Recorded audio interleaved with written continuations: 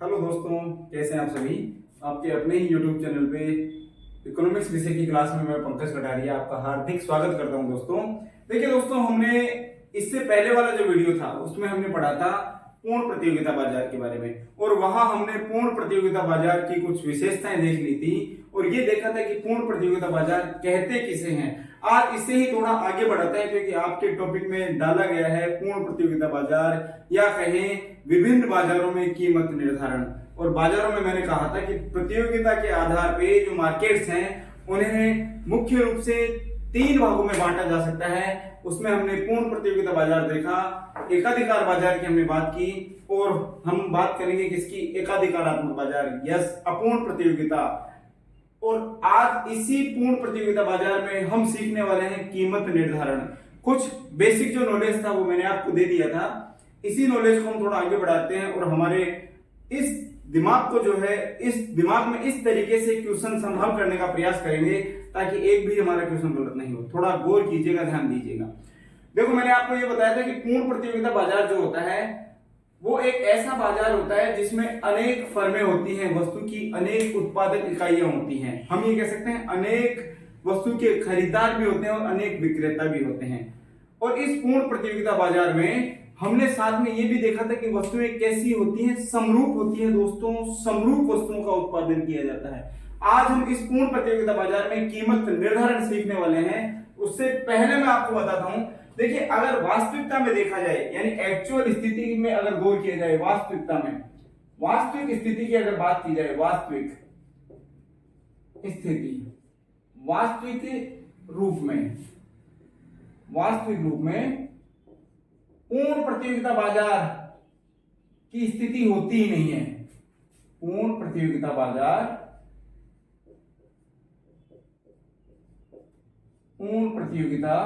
बाजार जैसी कोई स्थिति होती ही नहीं है। पूर्ण प्रतियोगिता बाजार जैसी कोई स्थिति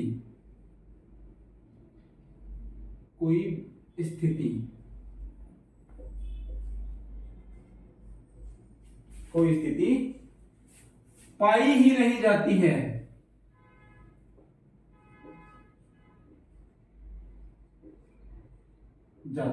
समझिएगा इसको। हमने कहा कि वास्तविक रूप में अगर देखा जाए तो पूर्ण प्रतियोगिता बाजार जैसी कोई अवस्था होती ही नहीं है। तो फिर सर इसको पढ़े क्यों? देखिए, हमने ये कहा कि प्रतियोगिता के आधार पर बाजारों को 3 भागों में बांटा गया है, लेकिन जब वास्तविक जगत में देखते हैं तो ऐसी कोई स्थिति ही नहीं होती है जिसे हम पूर्ण प्रतियोगिता बाजार कह सकें। स्थिति होती है इसके बाद की स्थिति, यानी या तो एकाधिकार बाजार की या फिर अपूर्ण प्रतियोगिता बाजार की। ये वास्तविक स्थितियां होती हैं। हम एकाधिकार बाजार, जैसे कि बाजार को डिवाइड किया गया उसी के हिसाब से हमें पढ़ना तो पड़ेगा और आपके प्रश्न भी आएंगे। तो हम एकाधिकार बाजार की बात बाद में करेंगे, पहले इस पूर्ण प्रतियोगिता बाजार में ये देखते हैं कि कीमत का निर्धारण होता कैसे है। समझिएगा, मैंने आपको ये बताया था कि इस पूर्ण प्रतियोगिता बाजार में जो फर्म होती है, वस्तु की जो उत्पादक इकाइयां होती हैं, फर्म, वो कीमत स्वीकारक होती है। फर्म कीमत स्वीकारक होती है। स्वीकारक, इस कहने का अभिप्राय यह है कि पूर्ण प्रतियोगिता बाजार में फर्में जो होती हैं वो कीमत स्वीकारक होती हैं। कीमत स्वीकारक का मतलब होता है कि यहां फर्मों को कीमत निर्धारित करने की कोई अथॉरिटी, कोई अधिकार नहीं होता है। फर्में सिर्फ जो कीमत पहले निर्धारित हो चुकी है उस पर अपना माल बेच सकती हैं और बेचने की उन्हें आजादी रहती है। चाहे जितना माल बेचे कोई परेशानी नहीं होती। इस बाजार में फर्म सिर्फ और सिर्फ कीमत स्वीकारक होती है। कौन से बाजार में? पूर्ण प्रतियोगिता बाजार में। फिर हमने ये देखा कि ये जो बाजार है जिसमें हमने पूर्ण प्रतियोगिता बाजार कहा था, इस बाजार में कीमत का जो निर्धारण होता है, कीमत का निर्धारण इंपॉर्टेंट लाइन है ये दोस्तों, समझिएगा। कीमत का निर्धारण, इस बाजार में कीमत का जो निर्धारण होता है, निर्धारण फर्म द्वारा, यानी फर्मों द्वारा, फर्म ना लिखे फर्मों द्वारा करें, फर्मों द्वारा की गई कुल पूर्ति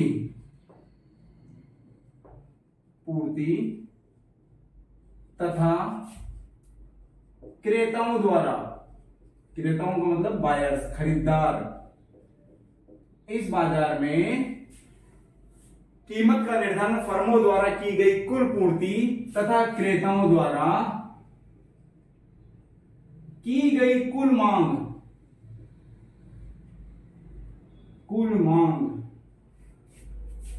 के साम्य द्वारा, साम्य का मतलब होता है इक्विलिब्रियम यानी संतुलन, संतुलन लिख सकते हैं हम, के संतुलन।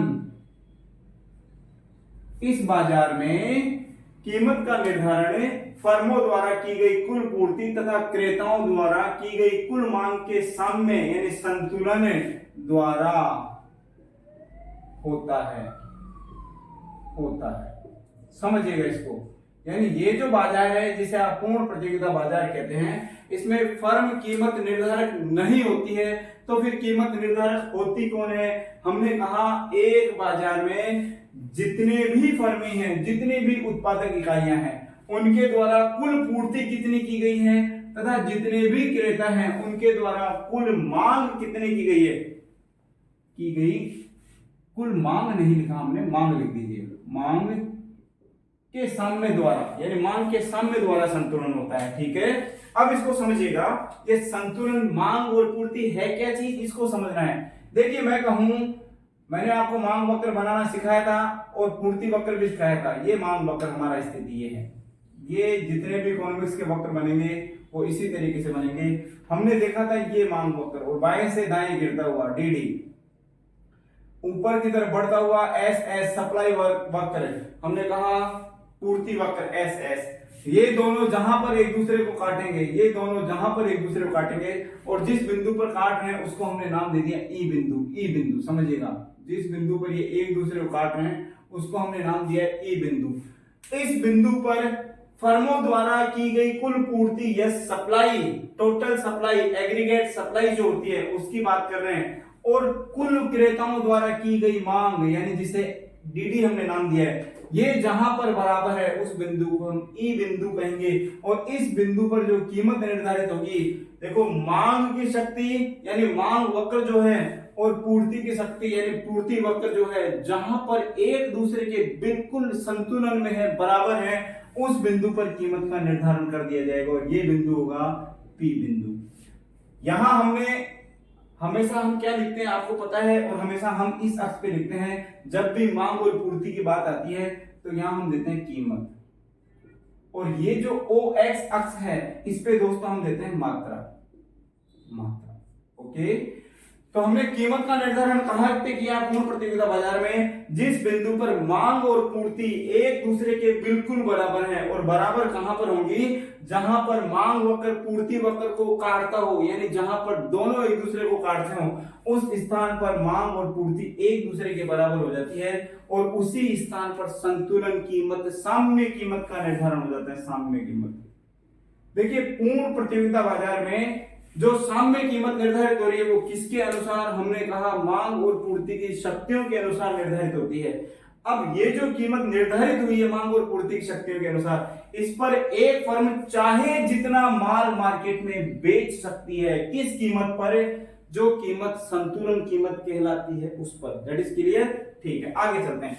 देखिए एक अर्थशास्त्री हुए हैं मार्शल, प्रोफेसर मार्शल, इसको हम थोड़ा कॉलम में कवर कर लेते हैं ताकि अलग दिखे हमें। ये प्रोफेसर मार्शल इकोनॉमिक्स में एक अर्थशास्त्री हुए हैं मार्शल, महत्वपूर्ण अर्थशास्त्री हैं। और ये मार्शल जो है उन्होंने पूर्ण प्रतियोगिता बाजार में कीमत निर्धारण में समय के तत्व यानी समय तत्व के महत्व को उजागर किया था। मार्शल ने कीमत निर्धारण हम पूर्ण प्रतियोगिता बाजार की बात कर रहे हैं, कीमत निर्धारण में समय तत्व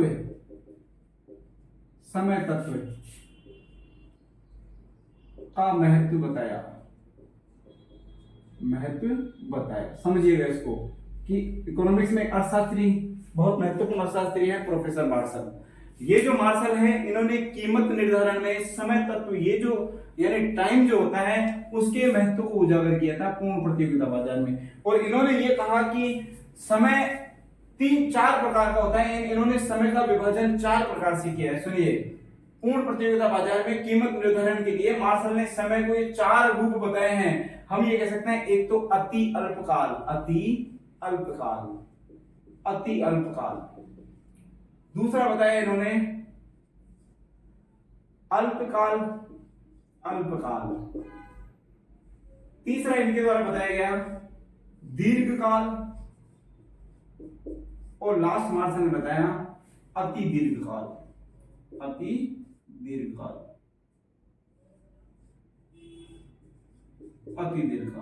ये 4 रूप समय के मार्शल ने बताए, और मार्शल ने ये कहा कि यहां कीमत निर्धारण में, पूर्ण प्रतियोगिता बाजार में कीमत निर्धारण में समय का बहुत बड़ा योगदान होता है। इस समय के योगदान से ही कीमत का निर्धारण होता है। ध्यान दीजिएगा, कौन से बाजार की हम बात कर रहे हैं? पूर्ण प्रतियोगिता बाजार की। और मार्शल ने ये कहा कि पूर्ण प्रतियोगिता जो बाजार है उसमें कीमत निर्धारण पर समय का विशेष प्रभाव पड़ता है, और समय के प्रभाव को उजागर करने के लिए मार्शल ने समय को कितने भागों में डिवाइड किया? 4 भागों में, अति अल्पकाल, अल्पकाल, दीर्घकाल और अति दीर्घकाल। सुनिएगा, अब हम बात करेंगे अति अल्पकाल की, कि अति अल्पकाल में कीमत निर्धारण। अति अल्पकाल में कीमत निर्धारण महत्वपूर्ण है। अति अल्पकाल में वस्तु कीमत निर्धारण, ध्यान दीजिएगा कि जब समय की छोटी अवधि होती है, देखो अति अल्पकाल से आप कह सकते हो समय की एक विशेष छोटी अवधि, ये 1 सप्ताह हो सकती है, 1 दिन हो सकती है, 1 महीना हो सकती है, 1 साल हो सकती है। वस्तुओं के उत्पादन के अनुसार अति अल्पकाल का हम उल्लेख करेंगे। तो मार्शल ने कहा कि समय, वस्तु की कीमत निर्धारण में समय का विशेष योगदान होगा, समय का विशेष महत्व होगा, और यहाँ समय को कितने भागों में? 4 भागों में डिवाइड किया है, जिसमें पहला है अति अल्पकाल। अब अति अल्पकाल में हम देख रहे हैं वस्तु की कीमत का निर्धारण, गौर कीजिएगा इस पर। अति अल्पकाल में, कौन से काल में? अति अल्पकाल में। देखिएगा, देखो अति अल्पकाल यानी समय की छोटी जो अवधि होती है, समय की छोटी अवधि, न्यून कह सकते हैं, छोटी कह सकते हैं, ओके, अल्प कह सकते हैं, अल्प अवधि, समय की अल्प अवधि में जब वस्तु की कीमत निर्धारित की जाती है तो यहाँ कीमत पर मांग तत्व का विशेष प्रभाव रहता है। ध्यान दीजिएगा, समय की छोटी अवधि में कीमत जब निर्धारित जो भी होती है अवधि में, कीमत पर वस्तु की मांग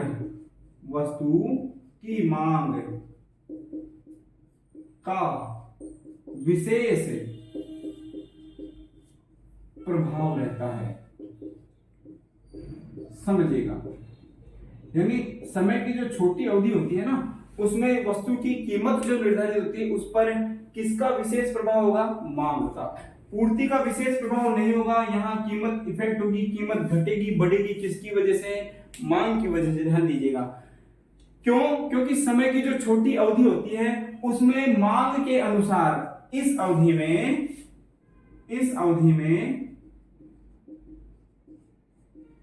मांग के अनुसार पूर्ति को परिवर्तित नहीं किया जा सकता है। पूर्ति को परिवर्तित नहीं किया जा सकता है, किया जा सकता है। समझिएगा इसको।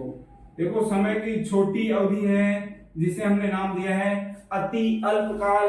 अति अल्पकाल में जो भी कीमत निर्धारित होगी वस्तु की, उस पर किसका विशेष प्रभाव होगा? मांग का। मैंने कहा कीमत का निर्धारण मांग और पूर्ति की शक्तियों से होता है पूर्ण प्रतियोगिता बाजार में, लेकिन अति अल्पकाल में वस्तु की कीमत पर किसका प्रभाव होगा? देखिए, मांग का अधिक प्रभाव होगा। क्यों होगा? क्योंकि इस अवधि में मांग के अनुसार पूर्ति को परिवर्तित नहीं किया जा सकता है, यानी मांग जिस गति से बदल रही है उस गति से आप पूर्ति को नहीं बदल सकते। यहां भी हम जो है पूर्ण प्रतियोगिता की बाजार की स्थिति में अल्पकाल में कीमत का निर्धारण करने के लिए वस्तुओं को 2 भागों में डिवाइड करेंगे। ध्यान दीजिएगा, जो अति अल्पकाल है उस अति अल्पकाल में भी हम वस्तु कीमत का निर्धारण करने के लिए वस्तुओं को कितने भागों में बांटेंगे? 2 भागों में। कौन कौन से? एक होती है शीघ्र नाशी वस्तुएं, शीघ्रनाशी, शीघ्रनाशी। दूसरी होती है टिकाऊ, टिकाऊ। यानी देखो समझिए इसको कि अति अल्पकाल, हमने कहा समय की एक छोटी अवधि होती है और इस अवधि में वस्तुओं की कीमत को निर्धारित करने के लिए, यहां शीघ्रनाशी थोड़ा सा सही कर देते हैं, शीघ्रनाशी। हमने कहा अति अल्पकाल, समय की छोटी अवधि होती है और इस छोटी अवधि में वस्तु की कीमत का निर्धारण करने के लिए वस्तुओं को दो भागों में बांटा गया है, शीघ्रनाशी वस्तुएं और कौन सी, टिकाऊ वस्तुएं, टिकाऊ वस्तुएं। ओके, समझिएगा। शीघ्रनाशी वस्तुएं ऐसी वस्तुएं जो जल्दी ही खराब हो जाती हैं, दैट इज सिंपल। कौन सी, जैसे सब्जियां, जैसे सब्जियां, जैसे दूध, जैसे पनीर, जैसे हम कह सकते हैं और भी ऐसे पदार्थ हैं जो बहुत जल्दी खराब हो जाते हैं, जिनको ज्यादा लंबे समय तक बना के नहीं रखा जा सकता, ऐसी सब्जियां शीघ्रनाशी सब्जियां होती है। और इन सब्जियों की कीमत पर किसका प्रभाव अधिक होता है, पूर्ति का प्रभाव अधिक होता है। समझिएगा कैसे, देखो इन वस्तुओं की कीमत जो होती है, मांग अगर बढ़ जाती है, इन वस्तुओं की अगर मांग बढ़ जाती है, मांग प्लस हो गई, तो इनकी पूर्ति में ज्यादा परिवर्तन नहीं किया जा सकता, पूर्ति स्थिर रहती है, पूर्ति स्थिर रहती है, स्थिर होती है। कौन सी वस्तुओं में, शीघ्रनाशी वस्तुओं में। समझिएगा इसको कि अगर मांग बढ़ भी जाए तो भी यहाँ पूर्ति नहीं बढ़ाई जा सकती। जैसे मैं कहूं दूध जो है, अरे आप कितना दूध बढ़ा दोगे, अगर मान लीजिए शादियों का सीजन आ गया, दूध की सिंपल सी बात है मांग बढ़ेगी, लेकिन उस मांग के अनुसार पूर्ति नहीं बढ़ाई जा सकती। अगर पूर्ति नहीं बढ़ेगी, मांग बढ़ रही है, पूर्ति नहीं बढ़ रही, तो हम ये कह सकते हैं ऐसी अवस्था में क्या होगा, ऐसी अवस्था में उस वस्तु की कीमत बढ़ जाएगी। इसको हम एक रेखा चित्र से समझ सकते हैं, देखिएगा कैसे। और आपको सभी विद्वान साथियों को पता है कि इकोनॉमिक्स में हम रेखा चित्र कैसे बनाते हैं, इसी 90 डिग्री के एंगल में बनाते हैं। यहां आपको लिखना है कीमत और यहां लिखनी है मांग, मात्रा। ओके, समझिएगा इसको। देखो हमने कहा किसी समय वस्तु की कीमत, ये मान लीजिए पूर्ति की बात करें, मान लीजिए मांग ये है किसी समय वस्तु की, पूर्ति कितनी है, पूर्ति इतनी है, और जहां पर ये एस एस वक्र है और ये डी डी वक्र है, जहां पर दोनों एक दूसरे को काटेंगे वहां क्या निर्धारित हो जाएगी, हमने कहा वहां पर कीमत निर्धारित हो जाएगी। और काट कहां रहे हैं, इस बिंदु पर, जिस बिंदु को हमने ई बिंदु नाम दिया है। ई बिंदु पर मांग और पूर्ति वक्र एक दूसरे को काट रहे हैं। अब आप कहेंगे सर आपने तो ये जो मांग पूर्ति वक्र है, यहां थोड़ी देर पहले आपने बनाया था किस तरीके का, इस तरीके का हम कह सकते हैं बाएं से दाएं ऊपर की तरफ बढ़ता हुआ। अब आपने बिल्कुल खड़ी रेखा बना दी, क्यों बनाई ये समझो। यहां यही समझाना चाह रहा हूं मैं आपको कि जो भी शीघ्रनाशी वस्तुएं होती हैं, इन वस्तुओं की अवस्था में अगर मांग बढ़ भी जाती है तो पूर्ति को नहीं बढ़ाया जा सकता, पूर्ति स्थिर हो गई है। और पूर्ति कहां, क्यू बिंदु पर, यानी वस्तु की अगर मांग भी बढ़ जाएगी तो पूर्ति ओ क्यू ही रहेगी, पूर्ति में कोई बदलाव नहीं होगा। अब इसको अगर हम समझते हैं, देखो किसी समय अगर मान लीजिए मांग बढ़ गई और मांग बढ़कर मांग वक्र पहले डीडी था, डीडी से हो गया D1 D1। मैंने कहा शीघ्रनाशी वस्तुओं में अचानक पूर्ति नहीं बढ़ाई जा सकती है, पूर्ति स्थिर रहेगी। पूर्ति वक्र कैसा रहेगा, लंबवत रहेगा। जो एस एस वक्र है वो कैसा रहेगा, लंबवत। आप ये भी कह सकते हैं ओ वाई अक्ष के समानांतर, ये आप कह सकते हैं ओ वाई अक्ष के समानांतर।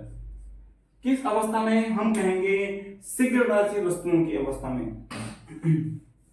तो जो शीघ्रनाशी वस्तुएं होती हैं, इस अवस्था में देखो पूर्ति वक्र वो का वो है, पूर्ति वक्र में कोई परिवर्तन नहीं हो रहा है। क्यों नहीं हो रहा है, क्योंकि जैसे ही मांग बदल रही है पूर्ति में कोई बदलाव नहीं हो रहा है। पूर्ति वक्र वैसे की वैसे लंबवत, और लंबवत का मतलब होता है ओ वाई अक्ष के समानांतर सीधी खड़ी रेखा के रूप में बना हुआ है।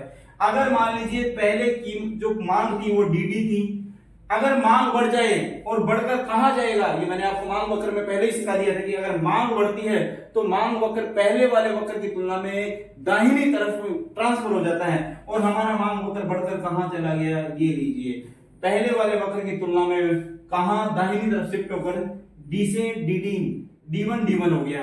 इस बिंदु पर जहां पर मांग और पूर्ति वक्त एक दूसरे को काट रहे हैं, और वो बिंदु कौन सा होगा, E1 बिंदु। देखो इस बिंदु पर जो कीमत निर्धारित होगी, जो कीमत निर्धारित होगी वस्तु की, वो आपको स्वयं को नजर आ रहा है पहले वाली कीमत से क्या है, बढ़ी हुई कीमत है, और ये हो जाएगी P1। तो यहां इतना समझना है आपको कि जो शीघ्रनाशी वस्तुएं होती हैं, उन वस्तुओं की अवस्था में पूर्ति वक्र किस प्रकार का होता है, लंबवत होता है। लंबवत का मतलब होता है कि पूर्ति वक्र किस अवस्था में होता है, ओ वाई अक्ष के समान सीधी खड़ी रेखा के रूप में होता है। और यहां से क्वेश्चन भी बनता है, और क्वेश्चन किस तरीके से बनता है, क्वेश्चन बनने का तरीका ये रहता है कि शीघ्रनाशी वस्तुओं की अवस्था में, शीघ्रनाशी वस्तुओं की अवस्था में अति अल्पकाल में कीमत निर्धारण के समय पूर्ति वक्र की आकृति होती है। तो पूर्ति वक्र की आकृति कैसी होगी, ओ एक्स अक्ष के समानांतर लंबवत आकृति होगी। क्लियर है। अब मैं आपको थोड़ा और समझा देता हूं किसके बारे में, हम कहें टिकाऊ वस्तुओं के बारे में। टिकाऊ वस्तुओं के बारे में थोड़ा ध्यान दीजिएगा। टिकाऊ वस्तुएं देखिएगा एक बार, अल्पकाल को बाद में समझेंगे, थोड़ा पहले टिकाऊ वस्तुओं में कीमत निर्धारण समझ लेते हैं। टिकाऊ वस्तुएं देखिए, टिकाऊ वस्तुएं मैंने आपको बताया किस तरीके की होती हैं। टिकाऊ वस्तुओं को हम ये कह सकते हैं कि ऐसी वस्तुएं होती हैं जो जल्दी खराब नहीं होती हैं, जल्दी खराब नहीं होती हैं, इनका स्टॉक कुछ मात्रा में बनाया जा सकता है, ऐसी वस्तुओं को हम टिकाऊ वस्तुएं कहते हैं। और टिकाऊ वस्तुओं की स्थिति में होता क्या है, टिकाऊ वस्तुओं की स्थिति में देखिए कीमत निर्धारण पे कुछ मात्रा में प्रभाव पूर्ति का भी होता है, कुछ मात्रा में। समझिएगा, हमने कहा ये हम एक रेखा चित्र बना रहे हैं, ये तो किन वस्तुओं के लिए, शीघ्रनाशी वस्तुओं के लिए। अब हम बनाएंगे कौन सी वस्तुओं के लिए, टिकाऊ वस्तुओं के लिए। टिकाऊ वस्तुएं, और टिकाऊ वस्तुएं मैंने आपको बता दिया है कि ये वस्तुएं जल्दी खराब नहीं होती हैं। एज ए एग्जांपल हम कह सकते हैं जैसे टीवी, जैसे फ्रिज, जैसे आप ये कह सकते हो वस्त्र, ये सारी क्या है, टिकाऊ वस्तुएं हैं।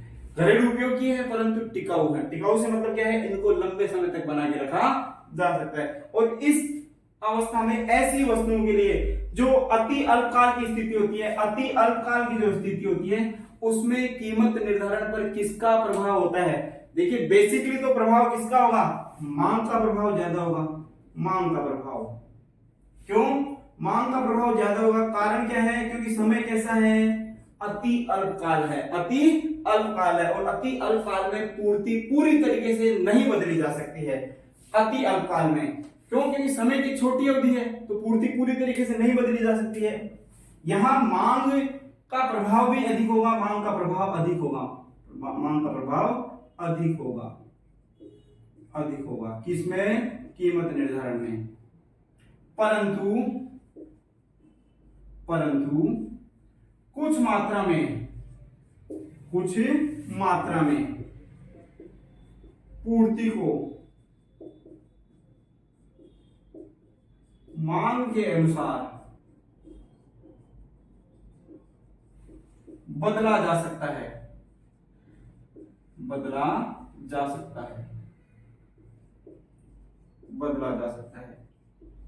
देखिए हमने कहा कुछ मात्रा में बदला जा सकता है, पूरे तरीके से नहीं बदल सकते हैं।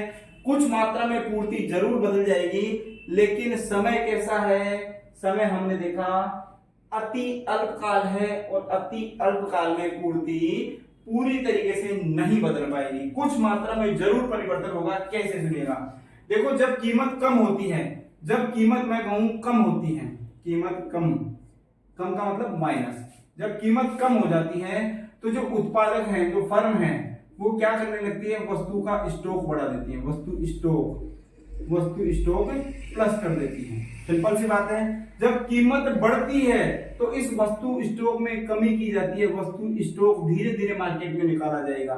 ये अति अल्पकाल की स्थिति देख रहे हैं कि अति अल्पकाल में जो उत्पादक इकाइयां होती हैं वो कीमत के अनुसार अपनी पूर्ति बदलती हैं, थोड़ी बहुत मात्रा में बदल सकती हैं। यहां पूर्ति कितनी बदल सकती है, हम कह सकते हैं मौजूदा स्टॉक के बराबर। पूर्ति में कितना बदलाव होगा, पूर्ति मौजूदा स्टॉक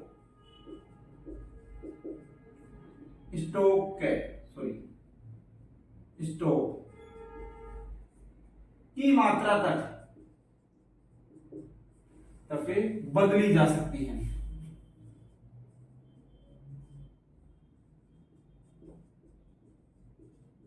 सुनिए समझिए, अति अल्पकाल है और अति अल्पकाल में टिकाऊ वस्तुओं के लिए पूर्ति कितनी मात्रा में बदली जा सकती है, हम ये कह सकते हैं मौजूदा स्टॉक की मात्रा में तक बदली जा सकती है। स्टॉक का मतलब ये है कि जब वस्तु की कीमत कम हो जाती है तो फर्में उत्पादन बंद नहीं करती हैं, फर्में उस वस्तु को जो बना रही हैं उसको कुछ मात्रा में अपने गोदामों में स्टॉक कर लेती हैं, जिसको वह जब कीमत बढ़ती है उस समय निकालने का प्रयास करती हैं। इस अवस्था में कीमत का निर्धारण कैसे होता है, सुनिएगा। ये हमारी वही स्थिति है, वही रेखा चित्र वैसा ही बनाएंगे, कोई अंतर नहीं होगा। सुनिए, वही 90 डिग्री के एंगल में बनेगा। यहां आपको लिखना है कीमत और यहां लिखनी है मात्रा, ठीक है। देखो हमने कहा ये हमारा मांग वक्र है, प्रारंभिक मांग वक्र। जैसे जैसे मांग बढ़ेगी, देखिए ये हमारा पूर्ति वक्र है। किस अवस्था में, मैंने कहा थोड़ी बहुत पूर्ति बढ़ाई जा सकती है। किस अवस्था में, किस अवस्था में, ये आपने अवस्था देखी टिकाऊ वस्तुओं की अवस्था में थोड़ी बहुत पूर्ति बढ़ेगी, लेकिन एक मात्रा के बाद पूर्ति बढ़ना बंद हो जाएगी। इस मात्रा को हम कहेंगे कि इस अवस्था में, टिकाऊ वस्तु की अवस्था में भी एक मात्रा के बाद पूर्ति वक्र वैसा ही लंबवत हो जाएगा जैसा शीघ्रनाशी वस्तु में था। मैंने कहा मान लीजिए ये हमारा डीडी वक्र है, डीडी, और ये एस वक्र है, एस सप्लाई वक्र, ओके। किसी समय वस्तु की कीमत P निर्धारित हो रही है और P कहां निर्धारित हो गई, जहां मांग और पूर्ति वक्र एक दूसरे को काट रहे हैं। अगर मान लीजिए मांग बढ़कर कितनी हो जाए, dd हो गई, d1 dd से d1 हो गई, ऐसा मान लीजिए d1। फिर जब d1 हुई है तो यहां पर देखो कीमत पहले की तुलना में बढ़ गई है और बढ़कर कितनी हो गई, p1। कीमत बढ़ गई, क्यों बढ़ी, क्योंकि मांग के अनुसार पूर्ति नहीं बदल पा रही है। मांग जितनी बढ़ रही है, अरे मांग देखो पूरा मांग वक्र बदल गया, डी से d1 हो गया, मांग वक्र बदल गया है, लेकिन पूर्ति उस मात्रा में नहीं बढ़ पा रही है। एक अवस्था के बाद मान लीजिए मांग और बढ़ती जाए, यहां मांग बढ़कर कितनी हो गई, d2 हो गई, ये लीजिए d2 और मांग बढ़ेगी तो आपको पहले से ही पता है कि मांग वक्र कहां चलता जाएगा, अपने पहले वाले वक्र के दाहिनी तरफ गति करता जाएगा और मांग बढ़कर कहां चला गया, मांग वक्र d2 हो गया। इस बिंदु पर पूर्ति कितनी है, पूर्ति कितनी है, ये लीजिए OQ2 मात्राओं की है, OQ2 मात्रा। पहले वाले बिंदु पर पूर्ति कितनी थी, OQ थी।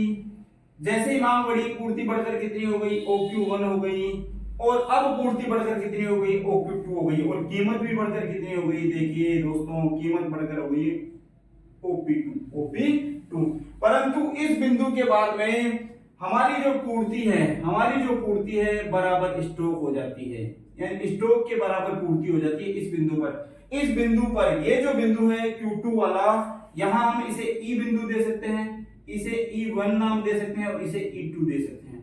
यानी E2 के बाद अगर कीमत और बढ़ती जाती है, हम कहें मांग और बढ़ती जाती है, तो इस बढ़ती हुई मांग के अनुसार पूर्ति नहीं बढ़ाई जा सकती।